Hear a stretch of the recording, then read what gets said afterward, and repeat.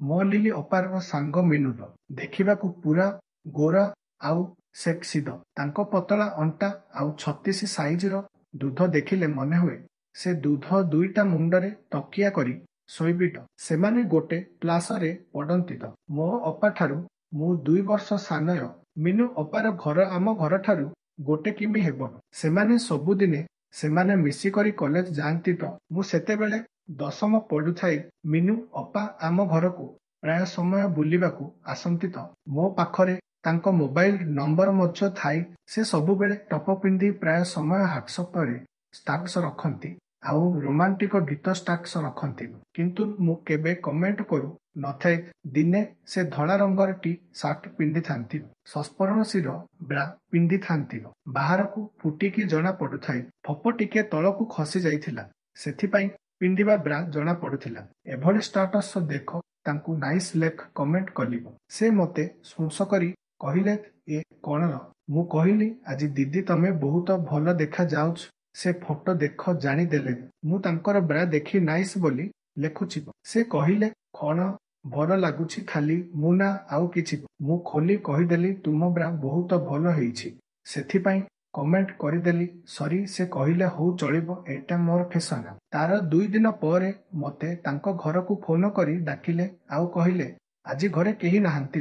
ଘରୁ ଗ୍ୟାସ୍ ସରି ଯାଇଛି, ଟିକେ ଆସି ଆଣି ଦେବ ତ। ମୁଁ କହିଲି ଠିକ ଅଛି, ମୁଁ ଯାଉଛି। ମୁଁ ଖାଇସାରି ବାହାରି ପଡ଼ିଲି ମିନୁ ଦିଦିଙ୍କ ଘରକୁ। ଦିନ ମାତ୍ର 12ଟା ବଜିଥାଏ। ସେଦିନ ମୂଷା ମାଉସୀ କିଛି କାମରେ ବାହାରକୁ ଯାଇଥିଲେ। ମିନୁ ଦିଦି ମୋତେ ତାର ବେଡରୁମକୁ ଡାକି ନେଲା ଆଉ କହିଲା ଆଜି କେହି ଘରେ ନାହାନ୍ତି, ସେଥିପାଇଁ ତୋତେ ଡାକିଲେ। ଏକା ରହିଲେ ମୋତେ ଭଲ ଲାଗୁନି ତ। ଏତିକି କହି ସେ ଯାଇ ଗୋଟେ ନାଇଟ୍ ଡ୍ରେସ୍ ପିନ୍ଧି ଆସିଲେ। ଗୋଟେ ବ୍ଲୁ କଲରର ନାଇଟ୍, ପୁରା ଛକ ଛକ ଦିଶୁଥାଏ। ସେ ତାଙ୍କ ଡ୍ରେସିଂ ଟେବୁଲ ପାଖକୁ ଯାଇ ସଜ ହେଲେ ଲିପଷ୍ଟିକ ଆଉ ବଡି ସ୍ପ୍ରେନ୍ର ମାରି ଆସି ମୋ ପାଖରେ ବସିଲେ। ହାତରେ ଗୋଟିଏ ନେଲ୍ ପଲିସ ଧରି ଆସି ମୋତେ ଦେଖାଇ କହିଲେ ଏଇଟା କଣ? ମୁଁ କହିଲି ନେଲ୍ ପଲିସ। ସେ ମୋତେ କହିଲେ ଏଇଟା ବଡ ହେବନା ତୋ ବାଣ୍ଡଦ। ଭଗବାନ। ମିନୁ ଦିଦିଙ୍କ ଏଭଳି ପଚାରିବା ଦେଖି ମୁଁ ଟିକେ ହସିଦେଲି। ସେ କହିଲେ ହସେନିର ସେଦିନ ମୋର ଫଟୋ କେମିତି ଥିଲା? ମୁଁ କହିଲି ଭଲ ଥିଲା, ତମେ ପୁରା ମସ୍ତ ଦେଖା ଯାଉଥିଲ ଦିଦି। ସେ ମୋତେ କହିଲେ ତୋ କୁନି ବାଣ୍ଡରେ ମୋର ବହୁତ ଦିନର ଆଶା ଅଛି। ତୁ ବହୁତ ସେକ୍ସି ଦେଖା ଯାଉଛୁ। ତୋ ବାଣ୍ଡକୁ ଆଜି ମନ ଭରି ଖାଇବି। ଏ କଥା ଶୁଣି ମୋ ଗୋଡ଼ ହାତ ଥରିବାକୁ ଲାଗିଲା। ମୁଁ କହିଲି ତମେ ମୋ ଦିଦି ବୟସର, ମୁଁ କଣ ତୁମ କୁଢ଼? ଏତିକି ପରେ ସେ ମୋ ପାଖକୁ ଆସି କୁଣ୍ଡେଇ ଧରିଲେ ଆଉ କହିଲେ ତୁ ବହୁତ କ୍ୟୁଟ୍ ଲାଗୁଛୁ। ଓ କି କୋମଳ ଦେହ ତାରର। ମିନୁ ଦିଦିର ସ୍ପର୍ଶ ପ୍ରଥମ ଥର ପାଇଲି। ବହୁତ ଗରମ ଲାଗୁଥାଏ। ତାଙ୍କ ଦୁଧକୁ ଆଣି ମୋ ମୁହଁରେ ଲଗାଉଥାନ୍ତି। ପୁରା ତୁଳା ଭଳି ନରମ ଦୁଧ ଭିତରେ ବ୍ରା ପିନ୍ଧି ନଥିଲେ।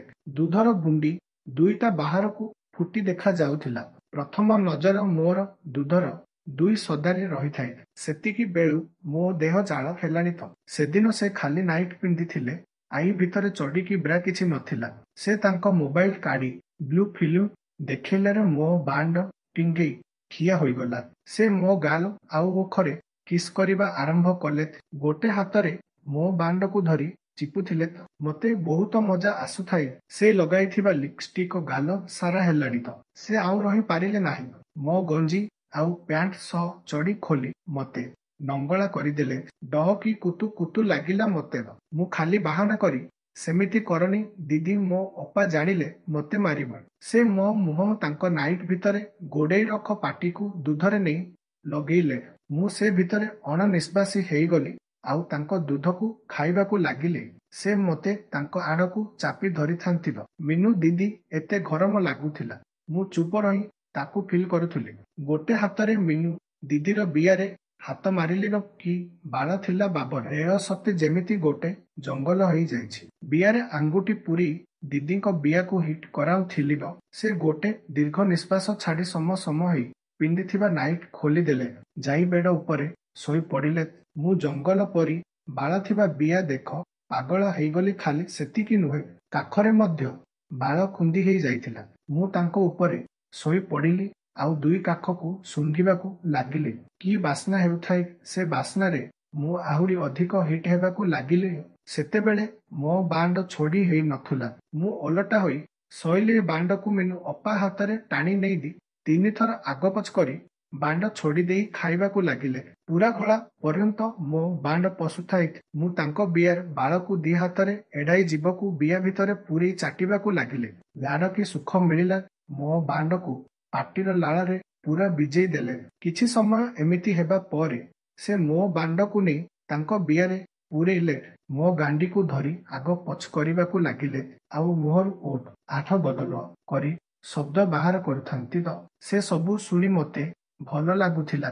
ମିନୁ ଦିଦିର ବିୟା ଓଦା ହେଇ ପଛ ପଛ କରି ଶବ୍ଦ ହେବା ଆରମ୍ଭ କଲାଣି। 2 ମିନିଟ ପରେ ସେ ମୋତେ ଖଟର ଗୋଟେ ପାଖରେ ବସେଇ ଦେଲେ। ମୁଁ ବାଣ୍ଡ ଉପରକୁ କରି ବସିଲିଆ ସେ ମୋ ବାଣ୍ଡ ଉପରେ ବସି ତଳ ଉପର ହେବାକୁ ଲାଗିଲେ। ତାଙ୍କ ଦୁଧ ମୋ ମୁହଁରେ ବାଜି ତଳ ଉପର ହେଉଥିଲା। ମୁଁ ତାଙ୍କ ଅଣ୍ଡାରେ ହାତର ଖଦିରେ ଧୀରେ ଦବାଉଥିଲି। ଆଧ ଆଧ ଡଳଳ ହେଇ ମୋତେ ଘେନି ଚାଲିଲେ। କିଛି ସମୟରେ ସେ ଟିକେ ଉପରକୁ ଉଠି ବିୟାରୁ ପାଣି ଛାଡ଼ିଲେ ତ ମୋ ଅଣ୍ଟା ଆଉ ପେଟ ସାରା ଛିଟିକି ପଡ଼ିଲା। ସେ ପାଣି ଟିକେ ଗରମ ଲାଗିଲା। ପୁଣି ଆଉ ଥରେ ମୋ ବାଣ୍ଡରେ ବିୟାକୁ ପୂରେଇ ତଳ ଉପର ହେବାକୁ ଲାଗିଲେ। ମୋତେ ବହୁତ ଭଲ ଲାଗୁଥିଲା। କିଛି ସମୟ ପରେ ମୋର ବୀର୍ଯ୍ୟ ବାହାରି ଭିତରେ ଥିଲା। ତଥାପି ମିନୁ ଦିଦି ମୋତେ ଗେହୁଥିଲା। ବୀର୍ଯ୍ୟ ବାହାରି ମୋ ବାଣ୍ଡ ବାଳ ଉପରେ ଲାଗିଲାଣି। ମୁଁ ଆଉ ସମ୍ଭାଳି ପାରୁ ନଥାଏ।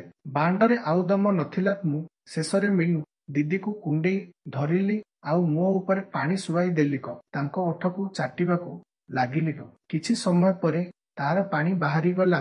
ମୁଁ ତା ଦୁଧକୁ ପାଟିରେ ପୂରାଇ ଖାଉଥିଲି। କିଛି ସମୟ ପର୍ଯ୍ୟନ୍ତ ସେ ମୋତେ ଜାବୁଡ଼ି ମୋ ଓଠରେ କିସ୍ କଲେ। 10 ମିନିଟ ସେମିତି ଶୋଇବା ପରେ ବାଣ୍ଡ ଶୋଇ ପଡ଼ିଲା ଆଉ ମୋତେ ବେକାର ଲାଗିଲା। ପେଟ ସାରା ବୀର୍ଯ୍ୟ ପଡ଼ି ଅଠା ଅଠା ଲାଗୁଥିଲା। ମିନୁ ଦିଦିକୁ କହିଲି ଚାଲ ଗାଧେଇ ଆସିବା ତ। ଆମେ ଦୁହେଁ ଯାଇ ଭଲରେ ସାବୁନ ମାରି ଗାଧେଇ ହେଲୁ। ତାପରେ ମିନୁ ଦିଦି କିଛି ଜୁସ ବନେଇ ପିଇବାକୁ ଦେଲା। ତାପରେ ମିନୁ ଅପାର ମୋର ଶୋଇ ପଡ଼ିଲୁ ତ। ମୁଁ ତା ଦେହର ସବୁ ଅଙ୍ଗକୁ ଚାଟୁଥିଲି। ତାର ଦୁଧକୁ ଚିପୁଥିଲି। ସେ ସେମିତି ଶୋଇ ରହିଥିଲା। ଦେଖୁ ଦେଖୁ ସନ୍ଧ୍ୟା 5ଟା ହେଇଗଲା। ମୁଁ ମିନୁ ଦିଦିଙ୍କୁ ଉଠେଇଲି ଆଉ କହିଲି ଏବେଟ ମୁଁ ଘରକୁ ଯାଉଛି। ତାର ଛାଡ଼ିବାକୁ ଇଚ୍ଛା ନଥିଲାର କହିଲା ଆଜି ରାତିରେ ତୁ ମୋ ପାଖରେ ଶୋଇବୁ। ଘର ଲୋକ କେହି ବି ଡାଉଟ କରିବେନି ନ। ସେତେବେଳେ ମୂଷା ମାଉସୀ ଆସି ଘରେ ପହଞ୍ଚିଲେ। ମୁଁ ପଳେଇ ଆସିଲି ତ। ସେ ଦିନଠାରୁ ମିନୁ ଦିଦି ମୋତେ ବହୁତ ଭଲ ପାଆନ୍ତି ତ। ସମୟ ଦେଖି ଗେହିବାକୁ ଡାକନ୍ତି। ଏବେ ସବୁବେଳେ ମୋତେ ତାଙ୍କର ନଙ୍ଗଳା ସେଲ୍ଫି ମୋ ସହ ସେୟାର କରନ୍ତି। ଏବେ ମୋର ଗେହିବାରେ ଖୁବ୍ ଏକ୍ସପେରିଏନ୍ସ ହେଇଗଲାଣି ତ। ଆଗ ଅପେକ୍ଷା ମୋ ବାଣ୍ଡ ଲମ୍ବା ଆଉ ମୋଟା ହେଇଛି। ଆଜି ପାଇଁ ଏତିକି। ନେକ୍ସଟ ଭିଡ଼ିଓ ପାଇଁ ମୋ ଚ୍ୟାନେଲକୁ ସବସ୍କ୍ରାଇବ କରିନିଅନ୍ତୁ।